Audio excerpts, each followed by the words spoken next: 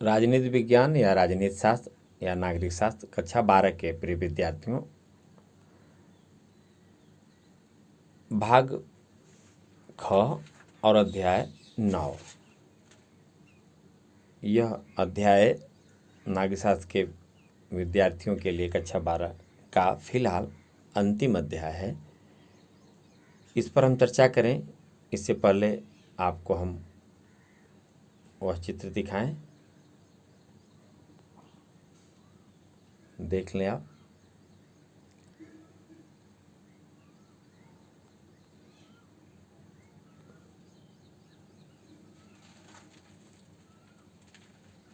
भारतीय राजनीति संदर्भ में यह चित्र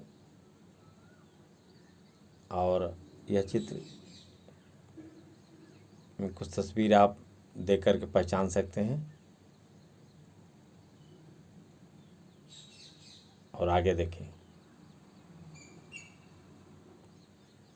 1990 के दशक में विभिन्न राजनीतिक दलों में बड़ी अफरा-तफरी मची। इस कार्टून की ही तरह कईयों को यह सब ऊंची चरखी की सवारी जैसा जान पड़ा।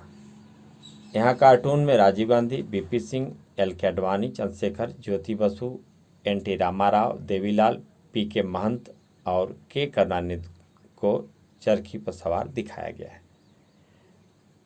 देख लें आप। इस अध्याय में विद्यार्थियों को क्या पढ़ना है। इस अध्याय में हम पिछले 2 दशकों की भारतीय राजनीति का एक संक्षिप्त जायजा लेंगे। इस अवधि में कुछ जटिल किस्म के बदलाव आए। कई कारकों ने एक साथ मिलकर इस अवधि में अप्रत्याशित परिणाम दिए। राजनीति के इस नए दौर का पूर्वानुमान कर पाना असंभव था। अब भी इसे समझना बहुत कठिन है। इस दौर के बदलाव बड़े विवादास्पद थे क्योंकि इनके साथ संघर्ष के कुछ गहरे मसले जुड़े हुए हैं। हम सब अभी इन बदलावों से इतने दूर नहीं जा पाए हैं कि इनके स्वरूप को साफ साफ परख सकें। बहरहाल इस दौर के राजनीतिक बदलावों को लेकर हम कुछ बुनियादी सवाल कर सकते हैं। गठबंधन की राजनीति के उदय का हमारे लोकतंत्र पर क्या असर पड़ा है? मंडलीकरण क्या है? इससे राजनीतिक प्रतिनिधित्व के स्वभाव को किन रूपों में बदला है? राजनीतिक लामबंदी के लिहाज से राम जन्मभूमि आंदोलन, बाबरी मस्जिद विध्वंस ने क्या विरासत छोड़ी है? इसमें भी परिवर्तन आ गया है। नीतिगत मामलों पर हमारी कोशिश होगी प्रिय विद्यार्थी आपके लिए कि आपके पाठ्यक्रम में दिए गए विषय बिंदुओं के संदर्भ में जो परिवर्तन आए हैं उन पर एक अलग से अपनी तरफ से आपसे बात की जाएगी ताकि संदर्भित विषयों में परिवर्तनों के बारे में भी आप अपडेट रहें। इसके लिए नियमित आप समाचार पत्र भी पढ़ते रहें। संभव है कि जहाँ तक हमारे द्वारा बताया जाएगा उसके बाद की जो प्रमुख घटनाएं हैं उनको आपको इसके माध्यम से देखना सुनना पड़ेगा। हमारी कोशिश होगी कि उसमें हम निरंतरता बनाए रखें। नीतिगत मामलों पर एक सर्वसम्मत सी बन गई है। इसका राजनीतिक विकल्पों के चयन के लिहाज से क्या असर हुआ है? यह अध्याय इन सवालों के जवाब नहीं देता। इस अध्याय में आपको कुछ जरूरी सूचनाएं दी गई और कुछ तरीके बताए गए ताकि जब आप इस किताब को आखिर तक पढ़ लें तो आप ये सवाल पूछ सकें, इनके जवाब तलाश सकें। ये सवाल राजनीतिक लिहाज से संवेदनशील है, लेकिन मात्र इसी कारण से हम इन सवालों को पूछने से बच नहीं सकते। आज़ादी के बाद की भारतीय राजनीति के इतिहास को आखिर पढ़ने का मकसद यही है कि हम अपने वर्तमान को समझ सकें। भारतीय राजनीति नए बदलाव। अध्याय 9, 1990 का दशक। हम सब ने पिछले अध्याय में पढ़ा कि इंदिरा गांधी की हत्या के बाद राजीव गांधी प्रधानमंत्री बने। इंदिरा गांधी की हत्या के कुछ दिनों बाद ही 1984 में लोकसभा के चुनाव हुए। राजीव गांधी की अगुवाई में कांग्रेस को इस चुनाव में भारी विजय मिली। 1980 के दशक के आखिर के सालों में देश में ऐसे 5 बड़े बदलाव आए जिनका हमारी आगे की राजनीति पर गहरा असर पड़ा। पहला, इस दौर की एक महत्वपूर्ण घटना 1989 के चुनाव में कांग्रेस की हार है। जिस पार्टी ने 1984 में लोकसभा की 415 सीटें जीती थी वह इस चुनाव में महज 197 सीटें ही जीत सकी। 1991 में एक बार फिर मध्यावधि चुनाव हुए और कांग्रेस इस बार अपना आंकड़ा सुधारते हुए सत्ता में आई। बहरहाल 1989 में ही इस परिघटना की समाप्ति हो गई, जिसे राजनीति विज्ञानी अपनी खास शब्दावली में कांग्रेस प्रणाली कहते हैं। यह बात तो प्रकट ही है कि कांग्रेस एक महत्वपूर्ण पार्टी के रूप में कायम रही और 1989 के बाद भी देश पर किसी अन्य पार्टी के बजाय उनका शासन ज़्यादा दिनों तक रहा, लेकिन दलीय प्रणाली के भीतर जैसी प्रमुखता इससे पहले के दिनों में हासिल थी वैसी अब न रही। देखें कार्टून। कांग्रेसी नेता सीताराम केसरी ने देवगौड़ा की संयुक्त मोर्चा सरकार से अपना समर्थन वापस ले लिया। इस तरफ देखें। मैं सोचती हूँ कि काश कांग्रेस अपनी पुरानी महिमा को फिर से हासिल कर पाती। वर्तमान जो परिस्थिति चल रही है, मन में आ सकता है। दूसरा बड़ा बदलाव राष्ट्रीय राजनीति में मंडल मुद्दे का उदय था। 1990 में राष्ट्रीय मोर्चा की नई सरकार ने मंडल आयोग की सिफारिशों को लागू किया। इन सिफारिशों के अंतर्गत प्रावधान किया गया कि केंद्र सरकार की नौकरियों में अन्य पिछड़ा वर्ग को आरक्षण दिया जाएगा। सरकार के इस फैसले से देश के विभिन्न भागों में मंडल विरोधी हिंसक प्रदर्शन हुए। अन्य पिछड़ा वर्ग को मिले आरक्षण के समर्थक और विरोधियों के बीच चले विवाद को मंडल मुद्दा कहा जाता है। इसने 1989 के बाद की राजनीति में अहम भूमिका निभाई। तीसरा, विभिन्न सरकारों ने इस दौर में जो आर्थिक नीतियां अपनाई वे बुनियादी तौर पर बदल चुकी थी। इसे ढांचागत समायोजन कार्यक्रम अथवा नए आर्थिक सुधार के नाम से जाना। आप देख लें फिर से यह कार्टून। मैं पक्के तौर पर जानना चाहता हूं कि इस घटना के दूरगामी परिणाम हुए। मैं पक्के तौर पर जानना चाहता हूं कि इस घटना के दूरगामी परिणाम हुए। इसकी शुरुआत राजीव गांधी की सरकार के समय हुई और 1991 तक ये बदलाव बड़े पैमाने पर प्रकट हुए। आज़ादी के बाद से अब तक भारतीय अर्थव्यवस्था जिस दिशा में चलती आई थी वह इस नए आर्थिक सुधारों के कारण मूलगामी अर्थों में बदल गई। नई आर्थिक नीतियों की विभिन्न आंदोलनों और संगठनों की तरफ से भरपूर आलोचना हुई। बहरहाल इस अवधि में जितनी सरकारें बनी सब ने नई आर्थिक नीति पर अमल जारी रखा।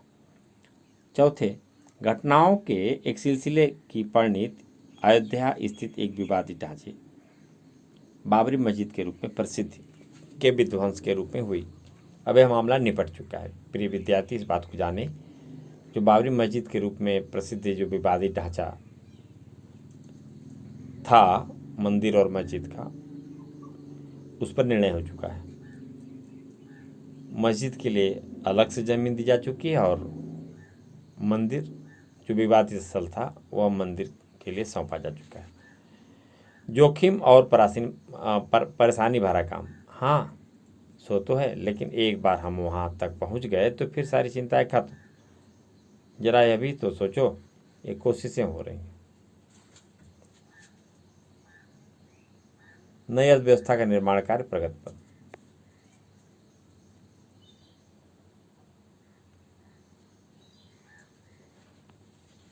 खुशहाली की इस नगरी में आपका स्वागत है। अगर हर सरकार एक सी नीति पर अमल करे तो मुझे नहीं लगता कि इससे राजनीति में कोई बदलाव आएगा।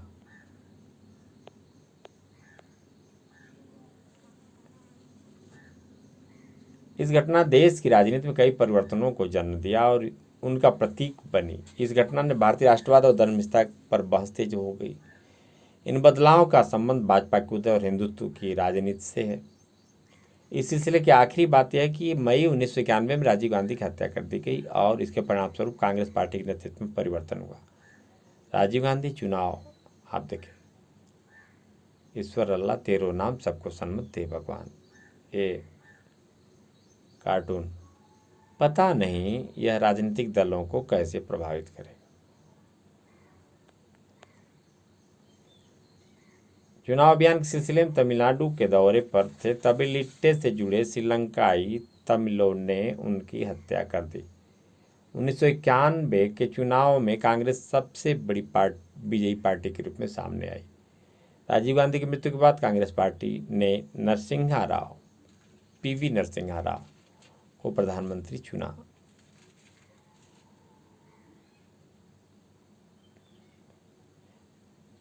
कांग्रेस नेतृत्व कई बार सुर्खियों में छाया रहा। आप देखें 25 अक्टूबर 1995, 1 मई 1996, 20 अगस्त 2001, 25 अक्टूबर 2004। गठबंधन का युग। 1989 के चुनाव में कांग्रेस पार्टी की हार हुई, लेकिन इसका मतलब यह नहीं कि किसी दूसरी पार्टी को चुनाव बहुमत मिल गया था। कांग्रेस अब भी लोकसभा में सबसे बड़ी पार्टी थी, लेकिन बहुमत में न होने के कारण उसने विपक्ष में बैठने का फैसला किया। राष्ट्रीय मोर्चे को, यह मोर्चा जनता दल और कुछ अन्य क्षेत्रीय दलों को मिलाकर बना था। परस्पर विरुद्ध दो राजनीतिक समूहों भाजपा और वाम मोर्चे ने समर्थन दिया। इस समर्थन के आधार पर राष्ट्रीय मोर्चा ने एक गठबंधन सरकार बनाई, लेकिन इसमें भाजपा और वाम दलों ने शिरकत नहीं की। देखें आप किस प्रकार से एक कार्टून स्पष्ट करता है। दो विविध या कहें भिन्न मत वाले दो राजनीतिक दल ने सरकार में सपोर्ट किया। ये दोनों कह रहे हैं कि हम सरकार को बाहर से समर्थन देंगे, शामिल नहीं होंगे। बीपी सिंह के नेतृत्व वाली राष्ट्रीय मोर्चा सरकार को वाम मोर्चा, यहाँ प्रतीक रूप में ज्योति बसु, आप देखें जो चित्र है ज्योति बसु, और भाजपा यहाँ प्रतीक रूप में एल.के. आडवाणी, ये बाहर से सरकार में रह करके नहीं, ने समर्थन दिया था। कांग्रेस का पतन। कांग्रेस की हार के साथ भारत की दलीय व्यवस्था से उसका दबदबा खत्म हो गया। अध्याय 5 में कांग्रेस प्रणाली की पुनर्स्थापना की चर्चा की गई थी। क्या आपको यह चर्चा याद है? 1960 के दशक के अंतिम सालों में कांग्रेस के छत्र राज को चुनौती मिली थी, लेकिन इंदिरा गांधी के नेतृत्व में कांग्रेस ने भारतीय राजनीति पर अपना प्रभुत्व फिर से कायम किया। 90 के दशक में कांग्रेस की अग्रणी हैसियत को एक बार फिर चुनौती मिली। बहरहाल इसका मतलब यह नहीं कि कांग्रेस की जगह कोई दूसरी पार्टी प्रमुख हो गई। इस दौर में कांग्रेस के दबदबे के खात्मे के साथ बहुदलीय शासन प्रणाली का युग शुरू हुआ। यह तो निश्चित ही है कि अपने देश में अनेक पार्टियां चुनाव लड़ती आई हैं। हमारी संसद में हमेशा दल के सांसद रहे। 1989 के बाद एक नई बात देखने में आई। अब कई पार्टियां इस तरह उभरी कि किसी एक दो पार्टी को ही अधिकांश वोट या सीट नहीं मिल पाते थे। इसका मतलब यह भी हुआ कि 1989 के बाद लोकसभा के चुनाव में कभी भी किसी एक पार्टी को 2014 तक पूर्ण बहुमत नहीं मिला। इस बदलाव के साथ केंद्र में गठबंधन सरकारों का दौर शुरू हुआ और क्षेत्रीय पार्टियों ने गठबंधन सरकार बनाने में महत्वपूर्ण भूमिका निभाई। आप इस संदर्भ में अपने माता पिता से 1990 के दशक के बाद में हुई घटनाओं के बारे में पूछें, इस समय कि उनकी यादों को कुरे दें। उनसे पूछिए कि उस दौर की महत्वपूर्ण घटनाओं के बारे में वे क्या सोचते हैं। समूह बनाकर व्हाट्सएप ग्रुप में ही चर्चा करिए। माता पिता द्वारा बताई गई घटनाओं की एक व्यापक सूची बनाइए। किस घटना का जिक्र ज़्यादा आया है? इस अध्याय में जिन सर्वाधिक महत्वपूर्ण बदलावों का जिक्र आया है उसे तुलना करें। इस बात पर भी चर्चा करें कुछ घटनाएं क्यों कुछ लोगों के लिए ज़्यादा महत्वपूर्ण थी जबकि दूसरों के लिए नहीं। गठबंधन की राजनीति। 90 का दशक कुछ ताकतवर पार्टियों और आंदोलनों के उभार का साक्षी रहा। इन पार्टियों और आंदोलनों ने दलित तथा पिछड़े वर्ग, अन्य पिछड़ा वर्ग या ओबीसी की नुमाइंदगी की। इन दलों में से अनेक ने क्षेत्रीय आकांक्षाओं की भी दमदार दावेदारी की। 1996 में बनी संयुक्त मोर्चे की सरकार ने इन पार्टियों ने अहम किरदार निभाया।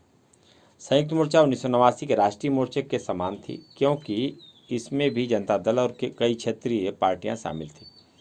इस बार भाजपा ने सरकार को समर्थन नहीं दिया। संयुक्त मोर्चा की सरकार को कांग्रेस का समर्थन हासिल था। इससे पता चलता है कि राजनीतिक समीकरण किस कदर छुई मुई थे। 1989 में भाजपा और वाम मोर्चा दोनों ने राष्ट्रीय मोर्चा की सरकार को समर्थन दिया था, क्योंकि ये दोनों कांग्रेस को सत्ता से बाहर रखना चाहते थे। इस बार वाम मोर्चा ने गैर कांग्रेसी सरकार को अपना समर्थन जारी रखा, लेकिन संयुक्त मोर्चा की सरकार को कांग्रेस पार्टी ने भी समर्थन दिया। कांग्रेस और वाम मोर्चा दोनों इस बार भाजपा को सत्ता से बाहर रखना चाहते थे। बहरहाल इसे ज़्यादा दिनों तक सफलता नहीं मिली और भाजपा ने 1991 तथा 1996 के चुनाव में अपनी स्थिति लगातार मजबूत की। 1996 के चुनाव में यह सबसे बड़ी पार्टी बनकर उभरी। इस नाते भाजपा को सरकार बनाने का न्योता मिला, लेकिन अधिकांश दल भाजपा की नीतियों के खिलाफ थे। इस वजह से भाजपा की सरकार लोकसभा में बहुमत हासिल नहीं कर सकी। आखिरकार भाजपा एक गठबंधन, राष्ट्रीय जनतांत्रिक गठबंधन राजग के अगुवा के रूप में सत्ता में आई और 1998 के मई से 1999 के जून तक सत्ता में रही। फिर 1999 के अक्टूबर में इस गठबंधन ने दोबारा सत्ता हासिल की। राजग की इन दोनों सरकारों में अटल बिहारी वाजपेयी प्रधानमंत्री बने। 1999 की राजग सरकार ने अपना निर्धारित कार्यकाल पूरा किया। आप देखें दो घटनाएं वक्त की बात, ज़्यादा दिन नहीं हुए। 1971 इंडिया टुडे का कार्टून। एक पार्टी के प्रभुत्व के दौर से लेकर बहुदलीय गठबंधन प्रणाली तक के सफर पर एक कार्टूनिस्ट की नज़र। इधर देखें आप, वक्त की बात, ज़्यादा दिन नहीं हुए, बस चंद साल पहले वह भी एक वक्त था जब राजनीतिक जीवन की शुरुआत कांग्रेस से होती थी और उसका खात्मा भी कांग्रेस पर होता था। लेकिन अब देखें आप परिवर्तन। इस तरह 1989 के चुनाव से भारत में गठबंधन की राजनीति के एक लंबे दौर की शुरुआत हुई। इसके बाद से केंद्र में 11 सरकारें बनी। ये सभी या तो गठबंधन की सरकारें थी अथवा दूसरे दलों के समर्थन पर टिकी अल्पमत की सरकारें थीं जो इन सरकारों में शामिल नहीं हुए। इस नए दौर में कोई सरकार क्षेत्रीय पार्टियों की साझेदारी अथवा उसके समर्थन से ही बनाई जा सकती थी। यह बात 1989 की राष्ट्रीय मोर्चा सरकार, 1996 और 1997 की संयुक्त मोर्चा सरकार, 1998 और 1999 की राजग, 2004 और 2009 की सप्रसग संयुक्त प्रगतिशील गठबंधन सरकार पर समान रूप से लागू होती है। हालांकि 2014 में यह प्रवृत्ति बदल गई है। आइए अब तक जो हमने सीखा उसे इस बदलाव के साथ जोड़कर देखने की कोशिश करें। माना जा सकता है गठबंधन सरकार का युग लंबे समय से जारी कुछ प्रवृत्तियों की परिणति है। पिछले कुछ दशकों से भारतीय समाज में गुपचुप बदलाव आ रहे हैं और इन बदलावों ने जिन प्रवृत्तियों को जन्म दिया वे भारतीय राजनीति को गठबंधन की सरकारों के युग की तरफ ले आई। केंद्रीय सरकार 1989 के बाद आप देखें, चित्रों को देखें आप। गठबंधन सरकार में शामिल दल, दिसंबर 1989 राष्ट्रीय मोर्चा, वाम मोर्चा और भाजपा का समर्थन। जो पहले भी आपको दिखाया गया था, बीपी सिंह को एक तरफ ज्योति बसु, दूसरी तरफ लालकृष्ण आडवाणी बाहर से समर्थन दे रहे हैं। वाम मोर्चा और भाजपा, बीपी सिंह प्रधानमंत्री बने। आगे देखिए आप, राष्ट्रीय मोर्चा का एक तबका समाजवादी जनता पार्टी के नेतृत्व में, कांग्रेस का समर्थन। नवंबर 1990, जून 1991 चंद्रशेखर जी प्रधानमंत्री बने। जून 1991 से मई 1996 कांग्रेस, AIDMK तथा अन्य दलों का समर्थन। कांग्रेस सरकार बनी जिसमें PV नरसिम्हा राव प्रधानमंत्री बने। इधर देखें आप, मई 1996 से जून 1996 अल्पमत सरकार।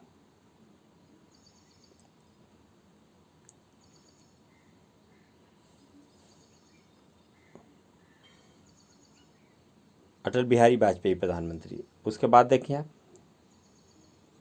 जून 1996 अप्रैल 1997 कांग्रेस के समर्थन पर संयुक्त मोर्चा की सरकार, HD देवगौड़ा। अप्रैल 1997 मार्च 1998 कांग्रेस के समर्थन पर संयुक्त मोर्चा की सरकार, इंद्र कुमार गुजराल।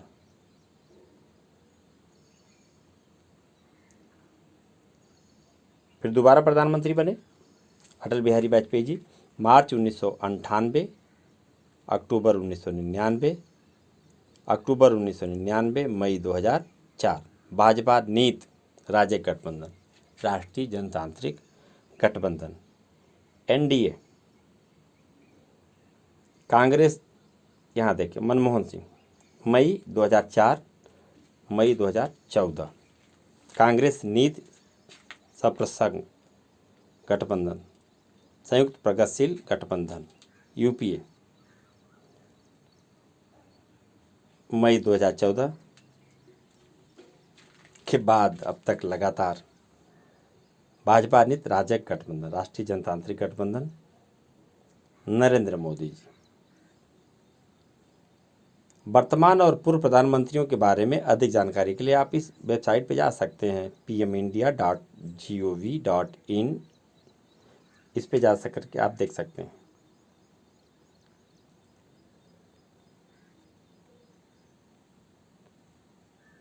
दूसरे अध्याय में हमने पढ़ा था कि शुरुआती सालों में कांग्रेस खुद में ही एक गठबंधन नुमा पार्टी थी।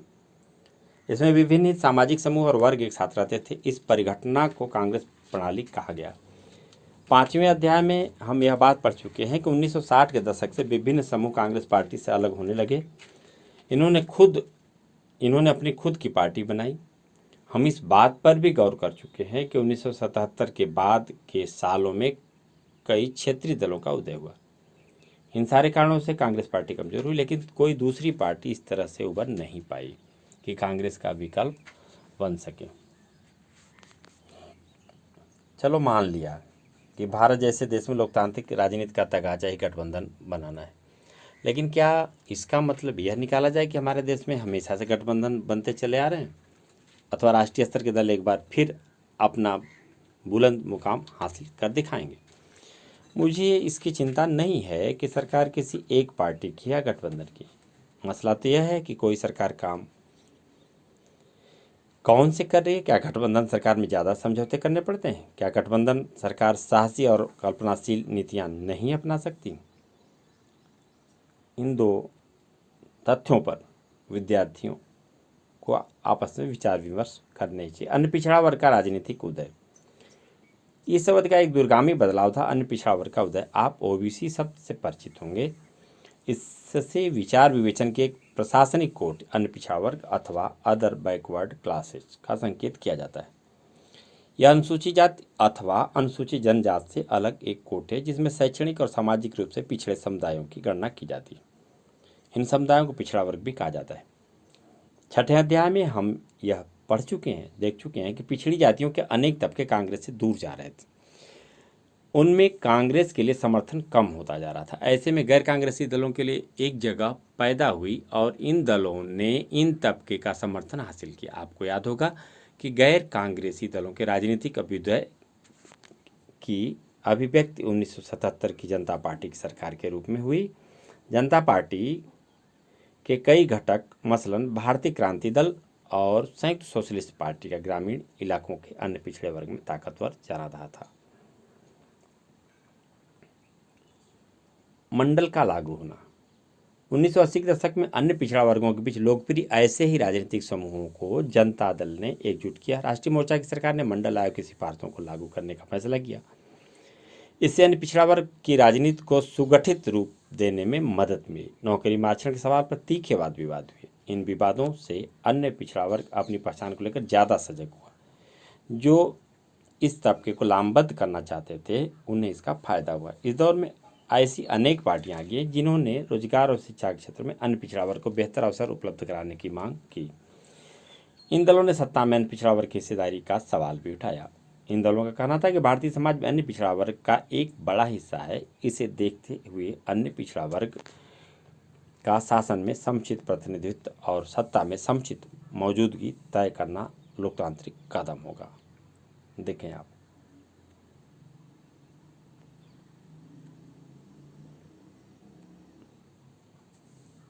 यह उस समय के अखबारों की कटिंग है जिस समय आंदोलन चल रहे थे देश में आरक्षण के संदर्भ में और अयोध्या प्रकरण के संदर्भ में। आडवाणी जी की गिरफ्तारी होती है और उसके बाद बाहर समर्थन दे रही भाजपा ने बीपी सिंह सरकार से समर्थन वापस ले ली थी। ये उस समय की घटना और तस्वीरें। मंडल आयोग की रिपोर्टों को लागू करने पर राजनीतिक माहौल सरगर्म हो उठा, जगह जगह विरोध प्रदर्शन हुए। मंडल आयोग दक्षिण के राज्यों में अगर बहुत पहले से नहीं तो कम से कम 1960 के दशक से अन्य पिछड़ा वर्ग के लिए आरक्षण का प्रावधान चला रहा था। बहरहाल यह नीति उत्तर भारत के राज्यों में लागू नहीं थी। 1977-79 की जनता पार्टी की सरकार के समय उत्तर भारत में पिछड़े वर्ग के आरक्षण के राष्ट्रीय स्तर पर मजबूती से आवाज़ उठाई गई। बिहार के तत्कालीन मुख्यमंत्री कर्पूरी ठाकुर इस दिशा में अग्रणी थे। उनकी सरकार ने बिहार में ओबीसी को आरक्षण देने के लिए एक नई नीति लागू की। इसके बाद केंद्र सरकार ने 1978 में एक आयोग बैठाया। इसके जिम्मे पिछड़ा वर्ग की स्थिति को सुधारने के उपाय बताने का काम सौंपा गया। आज़ादी के बाद यह दूसरा अवसर था जब सरकार ने ऐसा आयोग नियुक्त किया। इसी कारण आधिकारिक रूप से इस आयोग को दूसरा पिछड़ा वर्ग आयोग कहा गया। आमतौर पर इस आयोग को इसके अध्यक्ष बिंदेश्वरी प्रसाद मंडल के नाम पर मंडल कमीशन कहा जाता है। यहाँ पर विद्यार्थियों के ध्यान देने योग्य बात है, दूसरा पिछड़ा वर्ग आयोग जिसे मंडल कमीशन के नाम से जो चर्चा में आया अब भी है। मंडल आयोग का गठन भारतीय समाज के विभिन्न तबकों के बीच शैक्षिक और सामाजिक पिछड़ेपन की व्यापकता का पता लगाने और इन पिछड़े वर्गों की पहचान के तरीके बताने के लिए किया गया था। आयोग से अपेक्षा की गई थी कि वह इन वर्गों के पिछड़ेपन को दूर करने के उपाय सुझाएगा। आयोग ने 1980 में अपनी सिफारिशें पेश की। इस वक्त तक जनता पार्टी की सरकार गिर चुकी थी। आयोग का मशविरा था कि पिछड़ा वर्ग को पिछड़ी जाति के अर्थ में स्वीकार किया जाए, क्योंकि अनुसूचित जातियों से इतर ऐसी अनेक जातियां जिन्हें वर्ण व्यवस्था में नीच समझा जाता है। आयोग ने एक सर्वेक्षण किया, पाया कि इन पिछड़ी जातियों की शिक्षा संस्थाओं सरकारी नौकरियों में बड़ी कम मौजूदगी। इस वजह से आयोग ने इन समूहों के लिए शिक्षा संस्थाओं तथा सरकारी नौकरियों में 27% सीट आरक्षित करने की सिफारिश की। मंडल आयोग ने पिछड़ा वर्ग की स्थिति सुधारने के लिए कई और समाधान सुझाए, जिसमें भूमि सुधार भी एक था। 1990 के अगस्त में राष्ट्रीय मोर्चा की सरकार ने मंडल आयोग की सिफारिशों में से एक को लागू करने का फैसला किया। यह सिफारिश केंद्रीय सरकार और उसके उपक्रमों की नौकरियों में अन्य पिछड़ा वर्ग को आरक्षण देने के संबंध में थी। सरकार के फैसले से उत्तर भारत के कई शहरों में हिंसक विरोध का स्वर उमड़ा। इस फैसले को सर्वोच्च न्यायालय में चुनौती भी दी गई और यह प्रकरण इंदिरा साहनी केस के नाम से प्रसिद्ध हुआ। सरकार के फैसले के खिलाफ अदालत में जिन लोगों ने अर्जी दायर की उनमें एक नाम इंदिरा साहनी का भी था। 1992 के नवंबर में सर्वोच्च न्यायालय ने सरकार के निर्णय को सही ठहराते हुए अपना फैसला सुनाया। राजनीतिक दलों में इस फैसले के क्रियान्वयन के तरीकों को लेकर कुछ मतभेद था। बहरहाल अन्य पिछड़ा वर्ग को आरक्षण देने के मसले पर देश के सभी बड़े राजनीतिक दलों में सहमत थे। हम आगे बढ़ें उससे पहले आप बीपी मंडल के संदर्भ में जान लें। 1918 से 1982, 1967, 1990 तथा 1977 से 1979 में बिहार में सांसद चुने गए। दूसरा पिछड़ा वर्ग आयोग की अध्यक्षता की। इस आयोग ने अन्य पिछड़ा वर्ग को आरक्षण देने की सिफारिश की।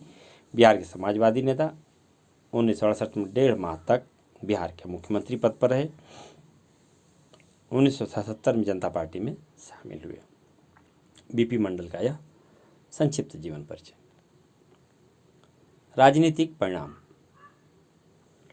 1980 के दशक में दलित जातियों के राजनीतिक संगठनों का उभार हुआ। 1978 में बाम से backward of minority communities employees federation का गठन हुआ। यह सरकारी कर्मचारियों का कोई साधारण सा ट्रेड यूनियन नहीं था। इस संगठन बहुजन यानी अनुसूचित जात, अनुसूचित जनजाति, अन्य पिछड़ा वर्ग और अल्पसंख्यकों की राजनीतिक सत्ता की जबरदस्त तरफदारी की। इसी का परवर्ती विकास दलित शोषित समाज संघर्ष में है, जिससे बाद के समय में बहुजन समाज पार्टी का उदय हुआ।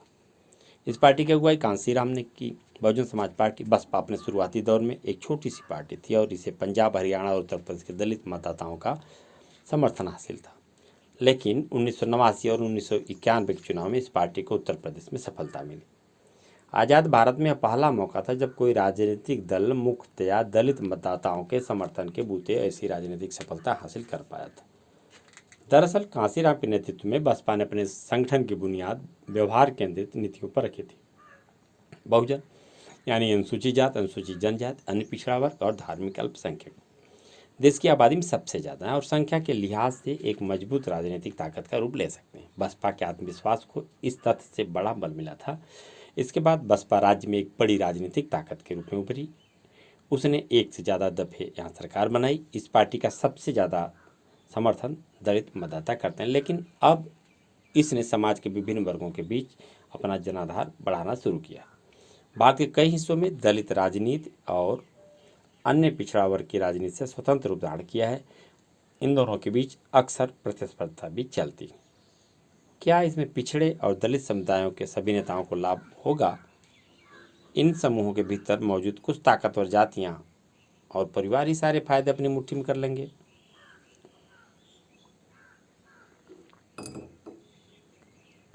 असल मुद्दा नेताओं का नहीं, जनता का है। क्या इस बदलाव से सचमुच के वंचितों के लिए बेहतर नीतियाँ बनेंगी, उन पर कारगर तरीके से अमल होगा, या फिर यह सारा कुछ एक राजनीतिक खेल मात्र बनकर रह जाएगा? कांसीराम बहुजन समाज के सशक्तिकरण के प्रतिपादक 1934-2006। सामाजिक और राजनीतिक कार्य के लिए केंद्र सरकार की नौकरी से इस्तीफा,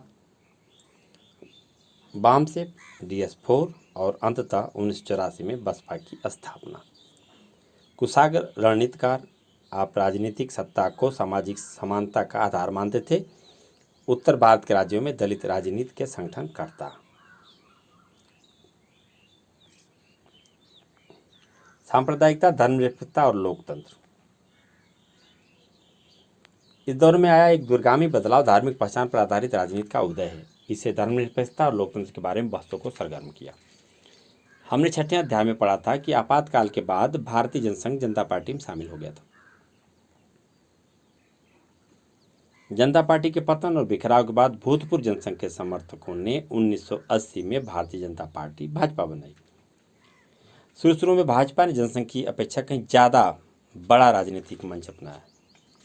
इसमें गांधीवादी समाजवाद को अपनी विचारधारा के रूप में स्वीकार किया। बहरहाल भाजपा को 1980 और 1984 के चुनाव में खास सफलता नहीं मिली। 1986 के बाद इस पार्टी ने अपनी विचारधारा में हिंदू राष्ट्रवाद के तत्वों पर जोर देना शुरू किया। भाजपा ने हिंदुत्व की राजनीति का रास्ता चुना और हिंदुत्व को लामबंद करने की रणनीति अपनाई। हिंदुत्व अथवा हिंदूपन शब्द को वी.डी. सावरकर ने गढ़ा था। इसको परिभाषित करते हुए उन्होंने इसे भारतीय और उनके शब्दों में हिंदू राष्ट्र की बुनियाद बताया। उनके कहने का आशय यह था कि भारत राष्ट्र का नागरिक वही हो सकता है जो भारत भूमि को न सिर्फ पितृभूमि बल्कि अपनी पुण्य भूमि भी स्वीकार करे। हिंदुत्व के समर्थकों का तर्क है कि मजबूत राष्ट्र सिर्फ एकीकृत राष्ट्रीय संस्कृति की बुनियाद पर ही बनाया जा सकता है। वे यह भी मानते हैं कि भारत के संदर्भ में राष्ट्रीयता की बुनियाद केवल हिंदू संस्कृति ही हो सकती है। 1986 में ऐसी दो बातें हुई जो एक हिंदूवादी पार्टी के रूप में भाजपा की राजनीति के लिहाज से प्रधान हो गई। इनमें पहली बात 1985 के शाहबानो मामले से जुड़ी है। यह मामला एक 62 वर्षीय तलाकशुदा मुस्लिम महिला शाहबानो का है।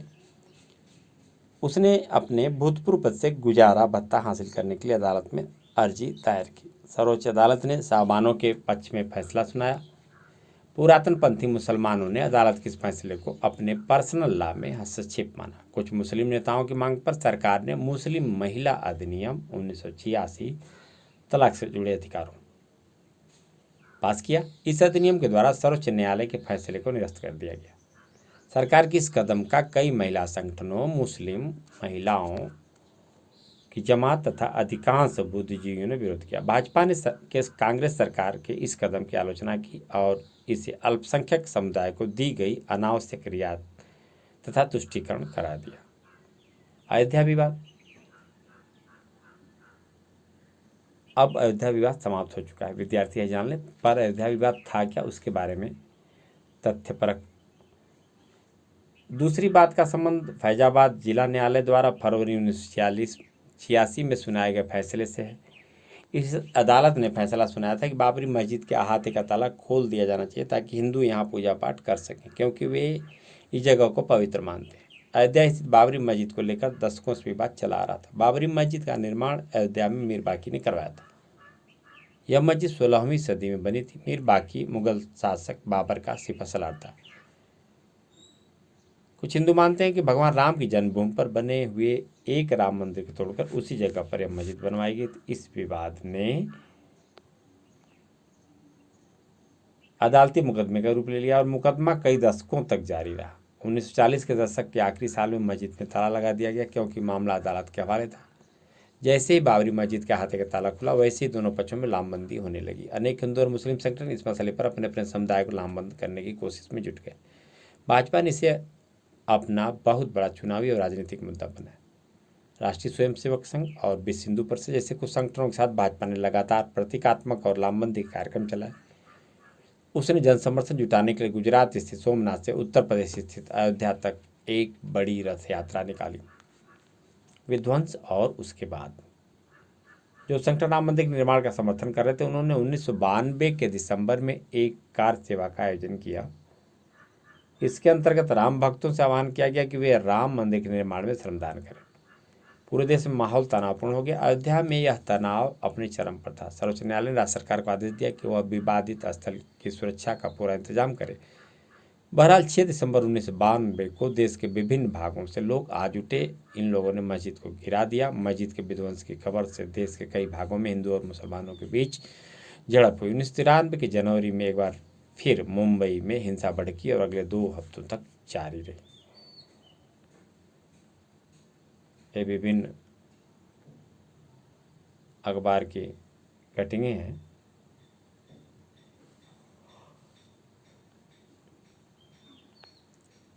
अब यह विवाद हल हो चुका है। अयोध्या की घटना से कई बदलाव आए। उत्तर प्रदेश में सत्तासीन भाजपा की राज्य सरकार को केंद्र ने बर्खास्त कर दिया। इसके साथ ही दूसरे राज्यों में भी जहां भाजपा की सरकार थी, राष्ट्रपति शासन लागू कर दिया। चूंकि उत्तर प्रदेश के मुख्यमंत्री ने इस बात का हलफनामा दिया था, उसमें तत्कालीन मुख्यमंत्री कल्याण सिंह थे, दिया था कि विवादित ढांचे की रक्षा की जाएगी, इसलिए सर्वोच्च न्यायालय में उनके खिलाफ अदालत की अवमानना का मुकदमा दायर हुआ। भाजपा ने आधिकारिक तौर पर अयोध्या की घटना पर अफसोस जताया। केंद्र सरकार ने एक जांच आयोग नियुक्त किया और उसे उन स्थितियों की जांच करने के लिए किया जिसकी परिणति मस्जिद के विध्वंस के रूप में हुई थी। अधिकतर राजनीतिक दलों ने मस्जिद के विध्वंस की निंदा की और इसे धर्मनिरपेक्षता के सिद्धांतों के विरुद्ध बताया। ऐसे में धर्मनिरपेक्षता पर गंभीर बहस चल पड़ी और हमारे सामने कुछ वैसे ही सवाल आने खड़े हुए जैसे देश के बंटवारे के तुरंत बाद उभरे थे। बंटवारे के समय देश के सामने सवाल था, क्या भारत एक ऐसा देश बनने जा रहा है जहाँ बहुसंख्यक धार्मिक समुदाय का अल्पसंख्यकों पर दबदबा कायम होगा, या व्यक्ति चाहे किसी भी धर्म का हो, भारत में उसे समान रूप से कानून की सुरक्षा तथा बराबरी के नागरिक अधिकार दिए जाएंगे। बाबरी मस्जिद के ध्वंस के बाद भी देश में यही सवाल एक बार फिर से मुखर हो उठे। इन कार्रवाइयों से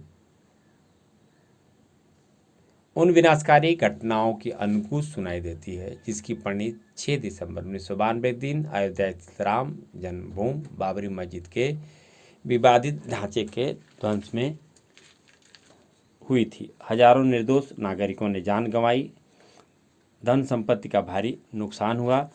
इससे भी भारी क्षति तो यह हुई कि इस महान भूमि की छवि को अंतर्राष्ट्रीय फलक पर धक्का पहुंचा कि यहाँ विभिन्न समुदायों के बीच सहिष्णुता, विश्वास और भाईचारे की महान परंपरा का पालन संरक्षण किया जाता रहा है। यह दुख की बात है कि एक राजनीतिक दल के नेता मुख्यमंत्री की अदालत की अवमानना के अभियोग का सामना करना पड़ रहा है, लेकिन ऐसा कानून की महिमा को बनाए रखने के लिए किया गया है। हम उसे अदालत की अवमानना का दोषी करार देते हैं, क्योंकि इस अवमानना से ऐसे बड़े मुद्दे जुड़े हैं जिनका असर हमारे राष्ट्र के धर्मनिरपेक्ष ताने बाने की बुनियाद पर पड़ता है। इसलिए हम उसे 1 दिन के प्रतीकात्मक कारावास का दंड भी देते हैं। मुख्य न्यायाधीश वेंकट चलैया और न्यायमूर्ति जीएन रे सर्वोच्च न्यायालय ने फैसला सुना। उत्तर प्रदेश के मुख्यमंत्री ने राष्ट्रीय एकता परिषद के सामने वायदा किया था कि राम जन्म भूमि बाबरी मस्जिद ढांचे की रक्षा की जाएगी। इस वायदा खिलाफी से जुड़े एक मुकदमे में सर्वोच्च न्यायालय का फैसला मोहम्मद असलम बनाम भारत संघ 28 अक्टूबर 1994। इसी अवधि में चुनावी उद्देश्य के लिए धार्मिक भावनाओं के इस्तेमाल पर भी बहस छिड़ी। भारत की लोकतांत्रिक राजनीति इस वायदे पर आधारित है कि सभी धार्मिक समुदाय किसी भी पार्टी में शामिल होने के लिए स्वतंत्र हैं, लेकिन कोई भी राजनीतिक दल धार्मिक समुदाय पर आधारित दल नहीं होगा। सांप्रदायिक सौहार्द के इस लोकतांत्रिक माहौल को 1984 के बाद से कई दफा चुनौतियों का सामना करना पड़ा।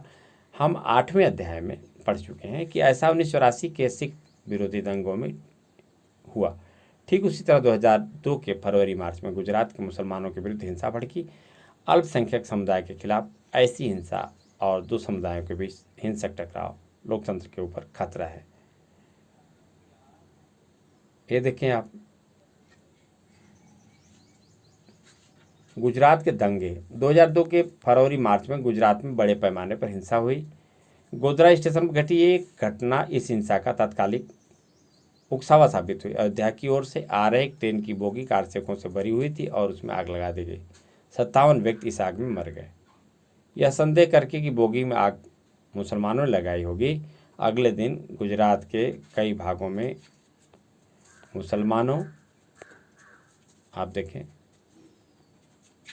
27 फरवरी 1947 को संविधान सभा से संबंधित मौलिक अधिकार, अल्पसंख्यक तथा आदिवासी एवं अन्य मामलों की सलाहकार समिति की पहली ही बैठक में पटेल ने जोर देकर कहा था, यह हमारे ऊपर है कि हम इसे एक खोखला दावा, एक झूठा दावा साबित करें और जता दें कि अपने अल्पसंख्यकों की रक्षा की चिंता हमसे ज़्यादा कोई नहीं कर सकता। हमारा ध्येय उनमें से हर एक को संतुष्ट करना। आइए हम साबित करें कि हम अपने ऊपर शासन कर सकते हैं और किसी दूसरे पर शासन करने की हमारी महत्वाकांक्षा नहीं। गुजरात घटनाओं से देश मर्माहत है। इस घटनाओं की शुरुआत गोधरा कांड से हुई और फिर लगातार 2 महीने से भी ज़्यादा हिंसा का तांडव मचा, जिसमें पूरा राज्य दहल उठा। इसमें कोई शक नहीं कि आयोग की राय में राज्य सरकार लोगों के जीवन, स्वतंत्रता, समता और गरिमा के हनन को रोकने में नाकाम रही। गाँवों को भरना और शांति सौहार्द से भरे भविष्य की राह तलाशना जरूरी है, लेकिन इन उच्च आदर्शों को पाने की कोशिश न्याय तथा देश के संविधान के मूल्यों और कानून की बुनियाद पर की जानी चाहिए। राष्ट्रीय मानवाधिकार आयोग वार्षिक रिपोर्ट 2001-2002। क्या यही हमारा भविष्य होने जा रहा है? क्या ऐसा कोई रास्ता नहीं है कि हम इन बातों को बीते हुए दिनों की बात बना दें? क्या हम यह सुनिश्चित कर सकते हैं कि जो लोग ऐसे जनसंहार की योजना बनाए, अमल करें और उसे समर्थन दे, वे कानून के हाथों से बच न पाएँ? ऐसे लोगों को कम से कम राजनीतिक रूप से तो सबक सिखाया ही जा सकता है। ये विभिन्न प्रकार की अखबार की कटिंगें जो गोधरा कांड और उससे जुड़ी घटनाओं का उल्लेख करती के खिलाफ बड़े पैमाने पर हिंसा का यह तांडव लगभग 1 महीने तक जारी रहा। लगभग 1100 व्यक्ति, जिसमें ज़्यादातर मुसलमान थे, इस हिंसा में मारे गए। राष्ट्रीय मानवाधिकार आयोग ने हिंसा को रोकने, भुक्तभोगियों को राहत देने तथा हिंसा करने वालों पर कानूनी कार्रवाई करने में असफल रहने के आरोप लगाते हुए गुजरात सरकार की आलोचना की। भारत के चुनाव आयोग ने गुजरात विधानसभा के चुनाव को रोकने का फैसला किया। 1984 के सिख विरोधी दंगों के समान गुजरात के दंगों से भी यह जाहिर हुआ कि सरकारी मशीनरियां सांप्रदायिक भावनाओं के आवेग में आ सकती हैं। गुजरात में घटी ये घटनाएं हमें आगाह करती हैं कि राजनीतिक उद्देश्यों के लिए धार्मिक भावनाओं को भड़काना खतरनाक हो सकता है। इससे हमारी लोकतांत्रिक राजनीति को खतरा पैदा हो सकता है। मुख्यमंत्री को मेरा संदेश है कि वे राजधर्म का पालन करें। शासक को अपनी प्रजा के बीच जाति, मत या धर्म के आधार पर भेदभाव नहीं करना चाहिए। प्रधानमंत्री अटल बिहारी वाजपेयी 4 अप्रैल 2002। एक नई सहमत का होता है। 1989 के बाद की अवधि को कभी कभार कांग्रेस के पतन और भाजपा के विजय की भी अवधि कहा जाता है।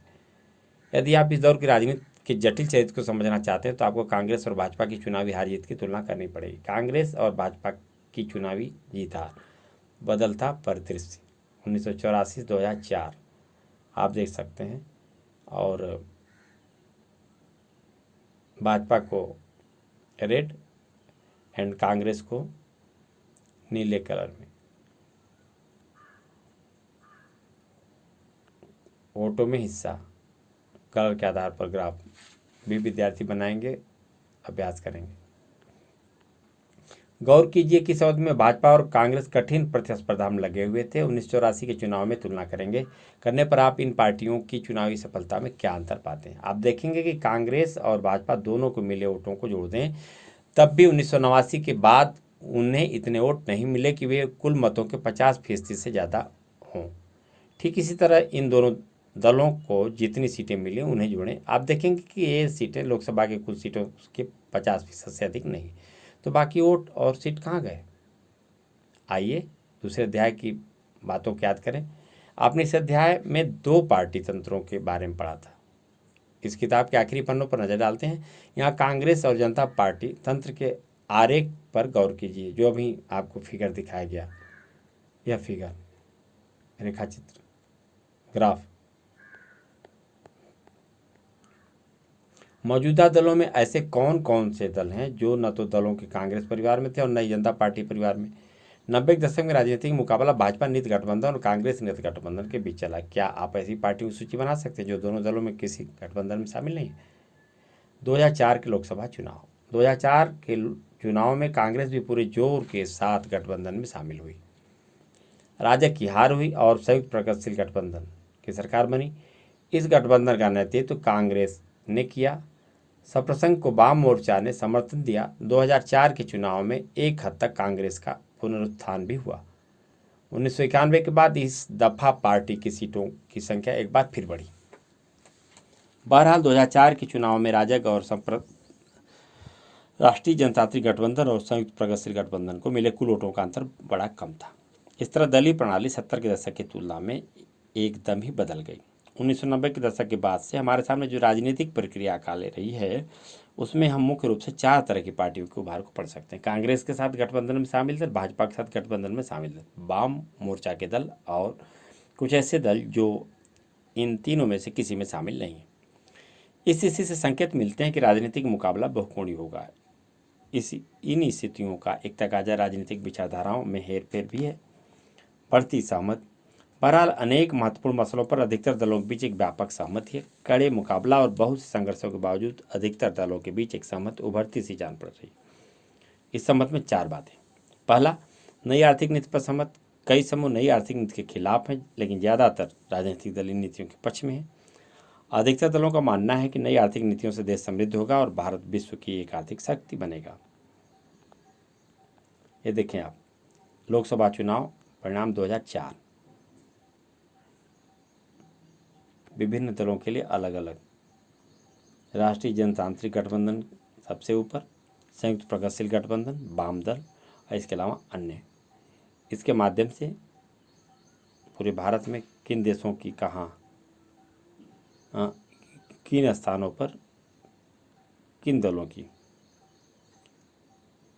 बहुमत। दूसरा, पिछड़ी जातियों के राजनीतिक और सामाजिक दावे की स्वीकृति। राजनीतिक दलों ने पहचान लिया कि पिछड़ी जातियों के सामाजिक और राजनीतिक दावों को स्वीकार करने की जरूरत है। इस कारण आज सभी राजनीतिक दल शिक्षा और रोजगार में पिछड़ी जातियों की सीटों के आरक्षण के पक्ष में है। राजनीतिक दल यह भी सुनिश्चित करने के लिए तैयार हैं कि अन्य पिछड़ा वर्ग को सत्ता में समुचित हिस्सेदारी मिले। तीसरा, देश के शासन में प्रांतीय दलों की भूमिका की स्वीकृति। प्रांतीय दल और राष्ट्रीय दल का भेद अब लगातार कम होता जा रहा है। हमने इस अध्याय में देखा कि प्रांतीय दल केंद्रीय सरकार में साझेदार बन रहे हैं और इन दलों ने पिछले 20 सालों में देश की राजनीतिक में महत्वपूर्ण भूमिका निभाई। चौथा, विचारधारा की जगह कार्यसिद्धि पर जोर और विचारधारागत सहमति के बगैर राजनीतिक गठजोड़। गठबंधन की राजनीति के इस दौर में राजनीतिक दल विचारधारागत अंतर की जगह सत्ता में हिस्सेदारी की बातों पर जोर दे रहे हैं। जो मिसाल के लिए अधिकतर दल भाजपा के हिंदुत्व की विचारधारा से सहमत नहीं, लेकिन ये दल भाजपा के साथ गठबंधन में शामिल हुए और सरकार बनाई जो 5 साल तक चली। ये सभी महत्वपूर्ण बदलाव है और आगामी राजनीति इन्हीं बदलावों के दायरे में आकार लेगी। भारत की राजनीति के इस अध्ययन की शुरुआत में हमने चर्चा की थी कि कांग्रेस किस तरह एक प्रभावशाली पार्टी बनकर उभरी। इस स्थिति में चलकर अब हम एक ऐसे पड़ाव पर पहुंचे जहां राजनीतिक प्रतिस्पर्धा कहीं ज़्यादा तेज है। लेकिन इस प्रतिस्पर्धी राजनीति के बीच मुख्य राजनीतिक दलों में कुछ एक मसलों पर सहमत है। अगर राजनीतिक दल इस सहमत के दायरे में सक्रिय हैं तो जन आंदोलन और संगठन विकास के नए रूप, स्वप्न और तरीकों की पहचान कर रहे हैं। गरीबी विस्थापन, न्यूनतम मजदूरी, आजीविका और सामाजिक सुरक्षा के मसले जन आंदोलन के जरिए राजनीतिक एजेंडे के रूप में सामने आ रहे हैं। ये आंदोलन राज्य को उनकी जिम्मेदारियों के प्रति सचेत कर रहे हैं। इसी तरह लोग जाति, लिंग, वर्ग और क्षेत्र के संदर्भ में न्याय तथा लोकतंत्र के मुद्दे उठा रहे हैं। हम विश्वासपूर्ण कह सकते हैं कि भारत में लोकतांत्रिक राजनीति जारी रहेगी और यह राजनीति इस अध्याय में वर्णित कुछ चीज़ों के मंथन के बीच आकार ग्रहण करेगी। देखें आप, 1990 में क्या बीपी सिंह चल पाएंगे? नवंबर 1990 क्या चंद्रशेखर टिक पाएंगे? 1991 क्या राव चल पाएंगे? जून 1996 क्या गौड़ा टिक पाएंगे? अप्रैल 1997 क्या गुजराल बच पाएंगे? मार्च 1998 क्या वाजपेयी टिक पाएंगे? 2000 क्या भारत बच पाएगा? इस तरह के सवाल लोगों के सामने उठने शुरू हो गए थे। या फिर असली सवाल यह हो सकता है कि क्या लोकतंत्र के भीतर से सार्थक नेतृत्व उभर कर सामने आएगा? मेरा सवाल है कि क्या लोकतंत्र बचेगा? जो बीच में स्थितियां बनी थी उसका संकेत 16वीं लोकसभा में विभिन्न दलों की स्थिति, 27 नवंबर 2018 की स्थिति आप देख सकते हैं। पार्टियों के नाम लिखे हुए हैं और उनको फीसदी उनकी हिस्सेदारी का प्रतिशत दिखाया जा रहा है, आप देख सकते हैं। Bharatiya Janata party, Indian national Congress, ये विभिन्न दल हैं जिनको विविध संकेतों में दिखाया जा रहा है, आप देख सकते हैं। एक बार आप फिर से देख लें इसको और फिर आप यहाँ देखें जो विभिन्न दल हैं और उन दलों की लोकसभा में स्थिति क्या है, इसको देख लें। संख्या क्रमशः दी गई है घटते क्रम में।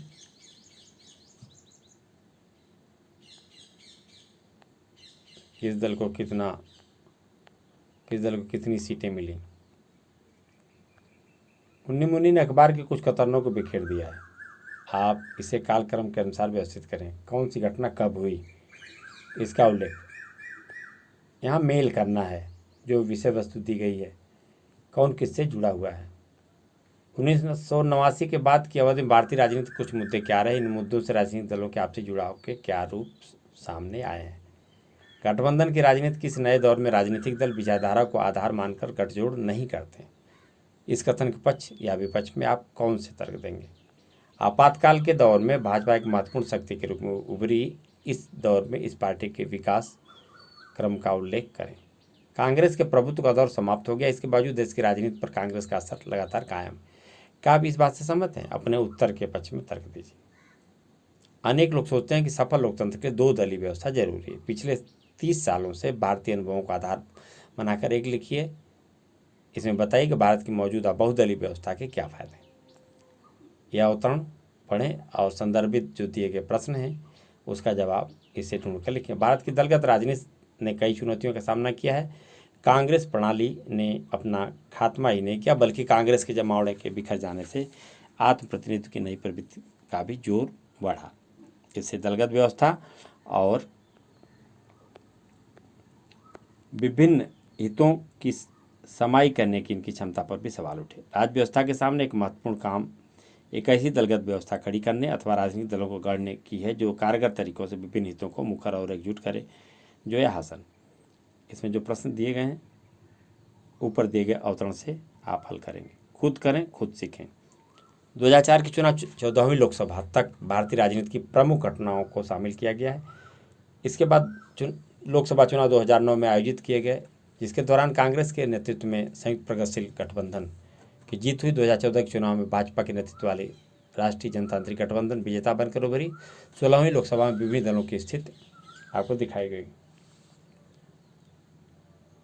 lokSabha.nic.in पर 16वीं लोकसभा के सदस्यों का एक विस्तृत अध्ययन आप कर सकते हैं, देख सकते हैं। भारत निर्वाचन आयोग वेबसाइट पर ECI.nic.in से परिणामों के बारे में आंकड़े एकत्र करके 2009 के चुनाव 15वीं लोकसभा और 2014 के चुनाव 16वीं लोकसभा के विभिन्न राजनीतिक दलों के चुनावी प्रदर्शन की तुलना करें।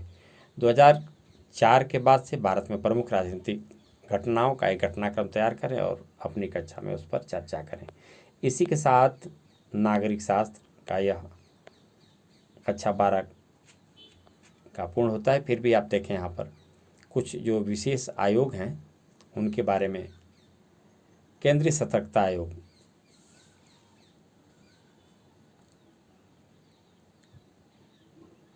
सत्यनिष्ठा प्रतिज्ञा। मेरा विश्वास है कि हमारे देश की आर्थिक, राजनीतिक तथा सामाजिक प्रगति में भ्रष्टाचार एक बड़ी बाधा है। मेरा विश्वास है कि भ्रष्टाचार का उन्मूलन करने के लिए सभी संबंधित पक्षों जैसे सरकार, नागरिकों तथा निजी क्षेत्र को एक साथ मिलकर कार्य करने की आवश्यकता है। मेरा मानना है कि प्रत्येक नागरिक को सतर्क होना चाहिए, उसे सदैव ईमानदारी, सत्यनिष्ठा के उच्चतम मानकों के प्रति वचनबद्ध होना चाहिए, भ्रष्टाचार के विरुद्ध संघर्ष में साथ देना चाहिए।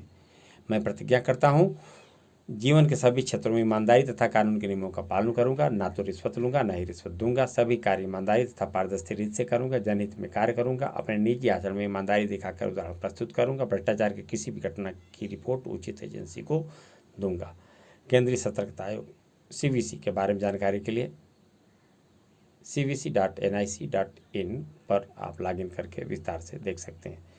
और इसी के साथ यह अध्याय और नागरिक शास्त्र का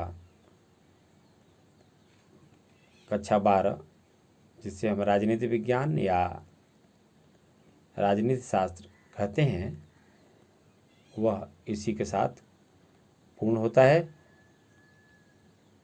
और फिर आगे हम राजनीति शास्त्र के विद्यार्थियों के लिए कुछ नई चीज़ें लेकर के आएंगे। तब तक के लिए हम उनसे विदा लेते हैं।